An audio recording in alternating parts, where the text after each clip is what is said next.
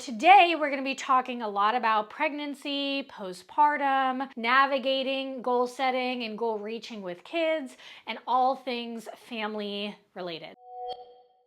Hi, my name is Lilly, and I'm the Director of Training and Coach Development at Body Brain Alliance, and I'm also a behavior change coach. Today, I want to do something a little bit different because on Instagram, I asked a lot of people what were some things they were struggling with? What did they want some coaching on? And I got some really great questions, and I thought that it might be helpful to answer some of them here in a little bit of a longer format, and I'm sure that other people can relate to this too. So the first question I got is finding time and energy to fit in workouts is really tough. I'm a mom of 2 toddlers and sleep is awful. Help. So first, I totally feel this. My son is a little over 2.5, and we have been struggling for quite some time now with his sleep. He was a great sleeping baby, and then once he hit toddlerhood, he decided to switch things up on us. So I can relate on a personal level for the lack of sleep front. Something I talk to clients often about is that we don't find time, we make time. Now, don't misinterpret that as we all have the same 24 hours in a day, because while we all have 24 hours, our 24 hours are going to look very, very different from person to person. And if you are a parent, you know that now your time, a lot of it is really given to these little humans that we are caring for and raising. And so our time constraints and energy levels and general capacity just looks very different. That doesn't mean though that we are doomed and we still can't set goals that are special, important, and individual to us. What I mean by making time versus finding time is that I find that a lot of people end up doing this thing I call wait and see, where they say, oh, I'd like to work out, or I'd like to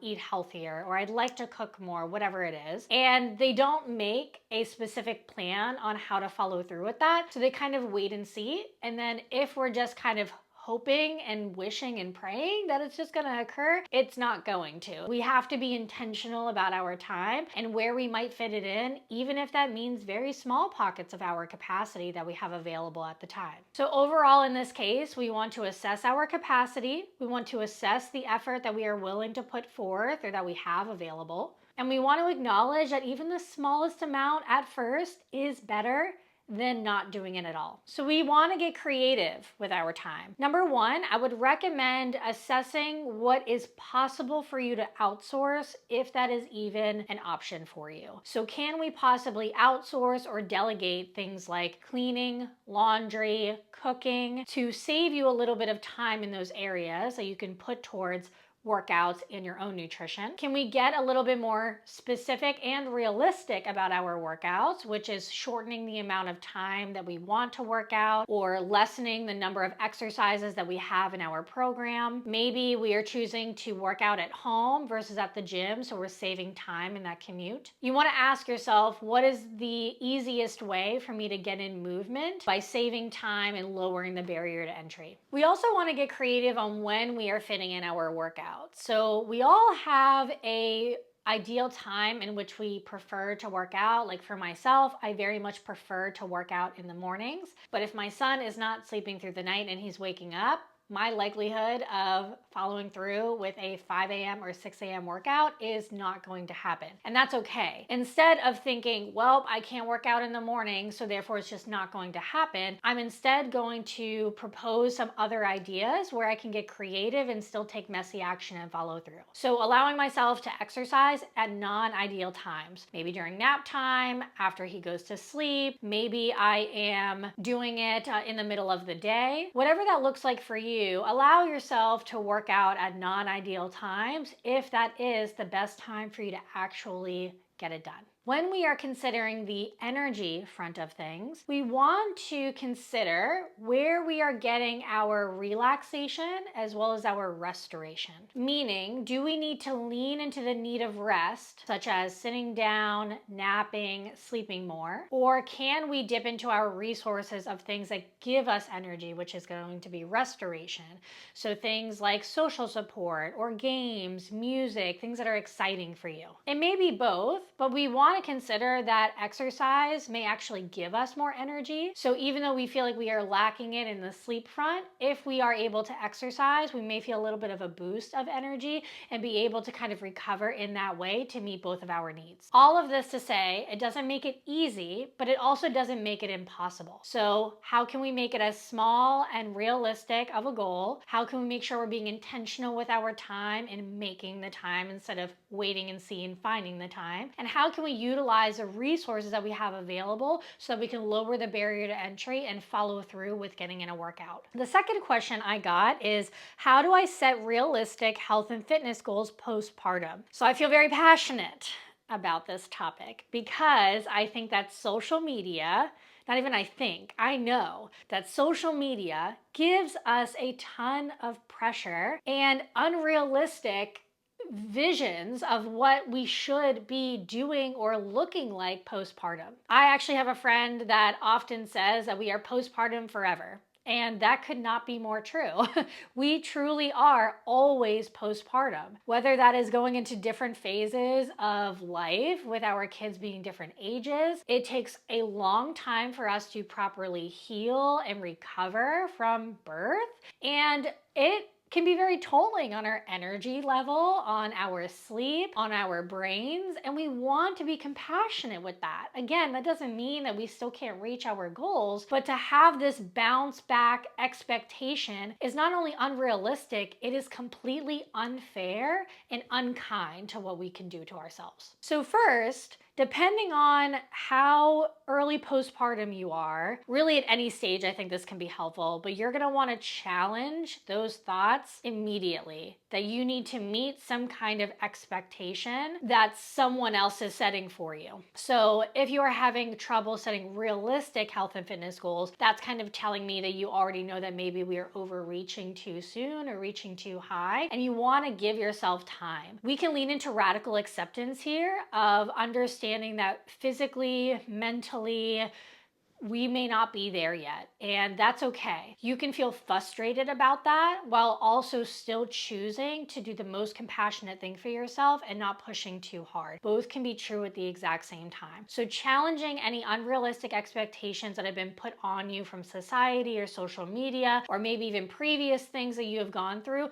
to allow yourself to be in the present moment now. We can absolutely be strong and fit and healthy in whatever we want to be postpartum, but that doesn't mean that we have to do it right now. It's not a race. There isn't a finish line. We are in this journey forever. And if I can share my own personal stance on it, I did not feel like my body was my own and like fully recovered until a solid 18 to 24 months after I had my son. And admittedly, I did have a hard time with that because I was constantly seeing these messaging and posts that I was supposed to be completely normal, back to my normal pre-pregnancy strength and capabilities at no longer than 6 months. But if you look at the evidence, it takes a long time for the average person to fully recover and feel like their body is theirs again. So if you feel like it's taking you too long, it's actually probably taking you the right amount of time that it does most people. Having goals postpartum is totally fine and very much encouraged, but how can you scale it back a little bit so that it's a little bit more realistic? And also consider getting additional support. If you want to work one-on-one with a behavior change coach, I work with many clients who are parents, pregnant, early postpartum, so you can apply in the link down below if you want to work with one of us to help you navigate during that time to make sure that you're not overreaching and taking the best steps that you feel is for you. The third question I got is, do you have any advice on slow postpartum weight loss? So very similar to what I had mentioned, thinking about what the messaging and unrealistic expectations that are happening and being thrown at us, and we want to make sure that we are challenging that. I don't know how postpartum this person is, but I do not recommend engaging or pursuing any kind of fat loss if one, you are any sooner than 3 months postpartum. And if you are breastfeeding or anything like that, you want to make sure that you are working with a professional who is certified in that area if you want to pursue fat loss, because milk production is going to be the highest priority during that time. So just some things to keep in mind for timeline and what would be appropriate and what I would personally recommend. So we know that weight loss and fat loss comes from achieving a caloric deficit. A caloric deficit is expending more energy than you consume. Most people can effectively do this by decreasing the amount of food that they are eating. The route that you take is completely up to you. There are a lot of fad diets out there like intermittent fasting and keto and things like that. It doesn't really matter how you do it. It really depends on reducing the number of calories that we are consuming, which can help the ratio for expending more energy. It's also mostly effective by doing it through nutrition versus trying to out-exercise calories, just because it ends up being a little bit or a lot more easier, less toll on the body, and exercise should not be solely used for weight loss because there are a lot more benefits to exercise and structured programming that are unrelated to body composition goals. We also want to keep in mind the things that may be contributing or impacting our adherence to a caloric deficit. So things like lack of sleep in those early postpartum days can absolutely play a role in our hunger levels, our fullness levels, our cravings.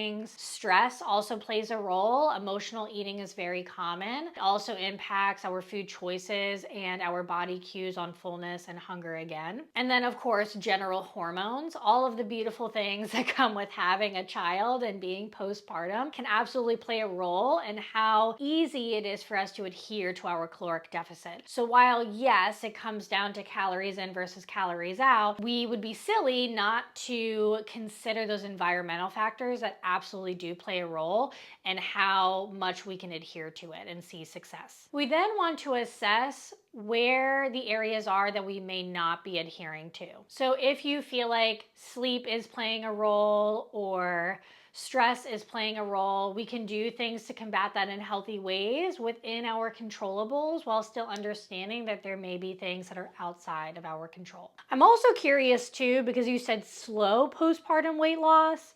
What do you deem as slow? Healthy weight loss is anywhere from 1/2 pound to 2 pounds per week. And if we have this expectation that we should be losing like 5 pounds plus a week, then we simply just don't have the full understanding of what healthy fat loss and weight loss actually looks like. So just wanted to bring that up in case that needs to be challenged there as well for what sustainable fat loss looks like. The other thing that comes to mind is how you are tracking your progress.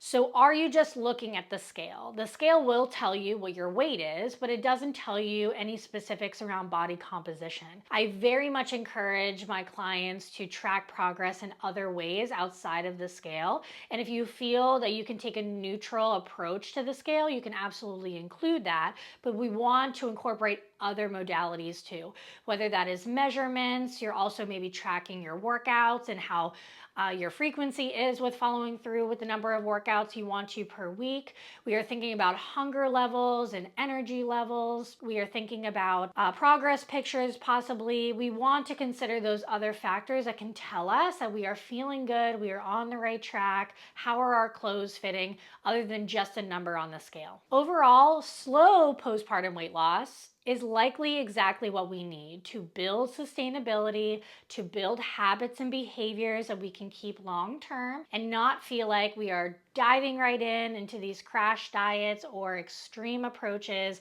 and not feeling like we know what to do when it ends. And again, I would recommend working with a coach if you want to have an expert by your side, helping you walk through what can be realistic and healthy for you. Okay, and the last question that I got is, how do you meal prep for the following week to make it easier, especially with a newborn? So meal prepping and creating a system for yourself can be very effective. When you have a newborn, it can also make it a little complicated and a little hectic because you already have a lot on your plate to do. I personally love meal planning because there are so many different ways that you can do it and achieve the same goal. So I want to share some strategies with you, but I also have another video that goes much more into depth on how you can approach this. I also have another video on how you might meal prep in preparation for the postpartum period, but nevertheless, I want to talk about some of the things that may be helpful for you. So first, it's not just Tupperwares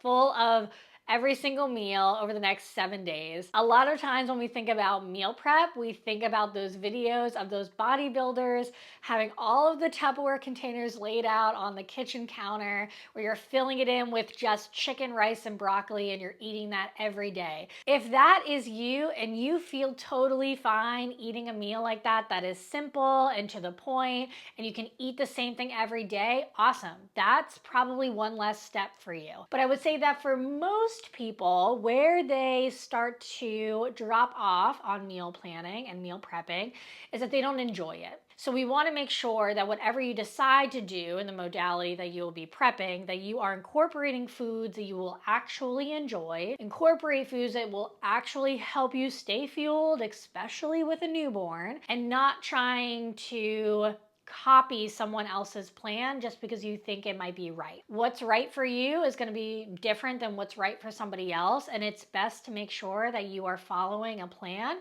that is going to be best for your situation and that you can actually follow through with. Because we also don't want to contribute to food waste, which is what happens a lot when we copy other people with meal prepping, and we have a lot of food just go bad in the fridge and we're throwing it out anyways. It ends up being kind of a waste of our time, a waste of our money, and a waste of food. So one idea is to think about how your dinners can actually carry over into meals the next day. So this is a strategy I use personally as a default when I know I'm going to need lunch the next day. So whenever I am making dinner or my husband is making dinner, we will make sure that there are a couple extra servings in the dinner prep so that we have leftovers and we can eat it for lunch the next day. I find that that is one less step that we have to do because it's already being cooked and already being made, and I don't have to do any additional prep, and it's kind of already there. Another thing to consider is making your staples or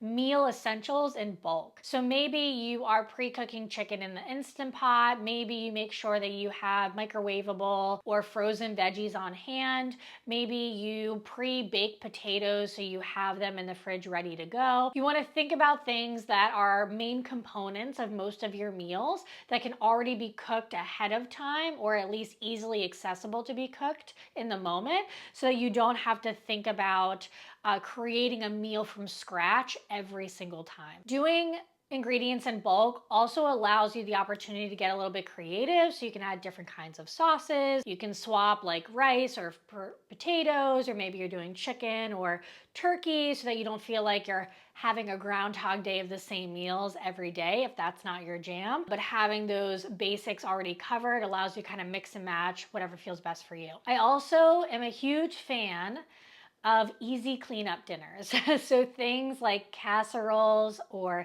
Instapot or crock pot meals where everything is together in one place and can be eaten as is, and so therefore the cleanup is a lot less. So I think about casseroles or soups or roasts, things that not only can likely give us some leftovers for future meals, but don't take a lot of prep. They cook themselves in the device that they are in, and everything is together for easy cleanup. Another thing that I've been seeing a lot of people do recently that I personally have not done, but think is a great idea, is ordering from restaurants like a party tray. So I've seen people do this for Chick-fil-A or like Texas Roadhouse, where they are actually purchasing a system that they have on their menu where as if that they're like catering a party, but they're actually utilizing it for their own meal prep. So if you really don't want to do any kind of prep, you want to make sure you have food in the house and you don't want to think about meals on the fly, and you have the financial flexibility, this can be a really great option for you. The last thing to consider, of course, is to ask your support system for help. Those early newborn days are no joke. It's tough. Decision fatigue is at an all-time high. And it can be very helpful to think about how your support system can help you, whether that is even just cheering you on. Maybe you need that verbal affirmation, or they can assist with picking up some of those ingredients that you want to cook, or simply cooking it for you. It can be very powerful to ask for support and help during that time. So it's one less thing that you have to work on. So those are the questions that I have for today. I hope that you found this helpful in regards to postpartum, pregnancy, and still reaching your health and fitness goals when it comes to behavior change. If you found this video helpful, please be sure to give it a thumbs up and subscribe, and I will see you in the next Q&A video.